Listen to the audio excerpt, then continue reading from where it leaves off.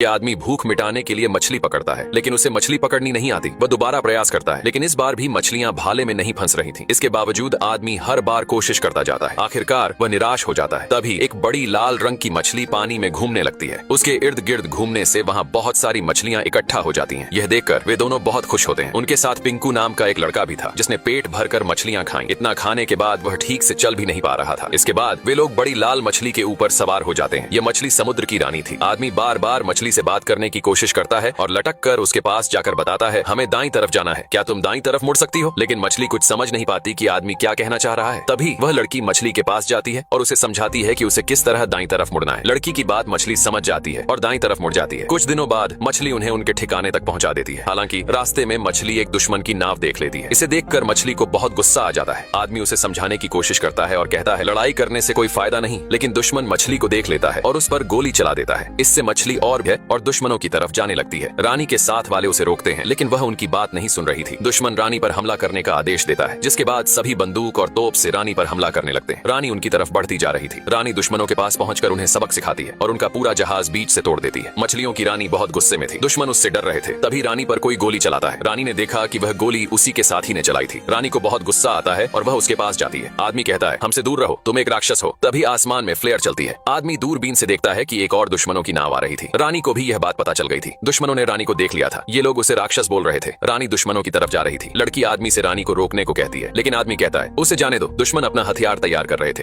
रानी उनके पास पहुंच चुकी थी। ये लोग एक सही समय का इंतजार कर रहे थे। तभी रानी पानी के नीचे से उनकी तरफ जाने लगती है। दुश्मन रानी की तरफ एक भाला छोड़ता है, जिससे भाला रानी को लग जाता है। रानी पानी में गिर जाती है। समुद्र की रानी मछलियों की रक्षा करती थी। वह किसी को मछलियां पकड़ने नहीं देती थी। लेकिन अब वह मरी हुई शिकारी रानी के पास जाता है और कहता है, हिलने की कोशिश भी मत करना। जितना हिलोगी जहर उतना फैलेगा। भलाई इसी में है कि शांत रहो। सभी लोग उस धन से हुए भाले को निकाल देते हैं और रस्सी से रानी को बांधने लगते हैं। समुद्र की रानी इतनी बड़ी थी कि इंसान उसके सामने चींटी के समान था। शिकारी रानी को अपने साथ लेकर जा रहे थे। अगली सुबह वे अपने महल के पास पहुंच चुके थे, लेकिन रानी की दोस्त उसे बचाने के लिए उसके पास जा रही थी। वह रस्सी को काटने लगती है। रानी को महल के अंदर लाया जाता है, जिसे देखकर यहाँ के सभी लोग बहुत खुशी मनाते हैं, क्योंकि वे रानी को राक्षस समझते थे। महल की महारानी भी बहुत प्रसन्न होती है और कहती है, तुमने एक बहादुरी वाला काम किया है जो तारीफ के काबिल है। शिकारी कहता है, महारानी आप ही ने मुझे डरपोक और बुजदिल शिकारी कहा था, शायद आप भूल चुकी हैं। शिकारी को खुद पर घमंड था। वह समुद्र की रानी के पास जाकर कहता है, तुम्हारा यह राज्य और दौलत मेरे सामने सब फीका है। महारानी को यह सुनकर बहुत बुरा लगता है। इसी बीच लड़की अभी भी रस्सी को काट रही थी। शिकारी रानी को मारने जा रहा था। तभी लड़की के पास शिकारी की साथी आती है और कहती है, शायद हमने समुद्र की रानी को पकड़कर गलती कर दी है। फिर वह अपनी तलवार से रस्सी काट देती है। रानी को होश आ चुका था। सभी लोग वहाँ से भागने लगे, लेकिन रानी के शरीर में अभी भी थोड़ा जहर बाकी था, जिस वजह से वह खुद को संभाल नहीं पा रही थी। महल भी तबाह हो रहा था। यह देखकर महल की महारानी घबरा गई। तभी रानी को फिर से होश आया। महारानी बोली, शिकारी इसे जानबूझकर यहाँ लेकर आया है ताकि पूरा महल तबाह कर सके। राजा ने सिपाहियों को हमले का आदेश दिया और महल से तोपें निकाली गईं, लेकिन रानी अभी पूरी तरह होश में नहीं थी। सभी तोपें लेकर तैयार थे। उधर शिकारी वहाँ से छुपकर भागने की कोशिश कर रहा था। समुद्र की रानी ने शिकारी को देख लिया और उसे पकड़ने के लिए उसके पीछे गई। राजा और महारानी यह देखकर डर गए और वहाँ से भागने लगे। शिकारी ने प्रतिमा में लगे भाले को निकाल लिया, लेकिन रानी ने उसे पकड़ लिया। शिकारी नीचे गिर गया। उसने कई जीवों की जान ली थी और आज उसकी बारी थी। रानी उसे निगलने ही वाली थी कि तभी उसकी दोस्त उसे रोक देती है। रानी हालांकि गुस्से में थी, लेकिन वह उसकी दोस्त की बात सुनकर रुक गई। लड़की ने कहा, इस शिकारी को मारने से लड़ाई का अंत कभी नहीं होगा। शिकारी को एक नया जीवन मिल गया। उसने सबके सामने वादा किया कि वह अब कभी किसी का शिकार नहीं करेगा। उसने भाले को भी तोड़ दिया, लेकिन महारानी को भरोसा नहीं हो रहा था कि समुद्र की रानी ने उसकी बात कैसे मान ली। लड़की ने सभी लोगों से कहा, ये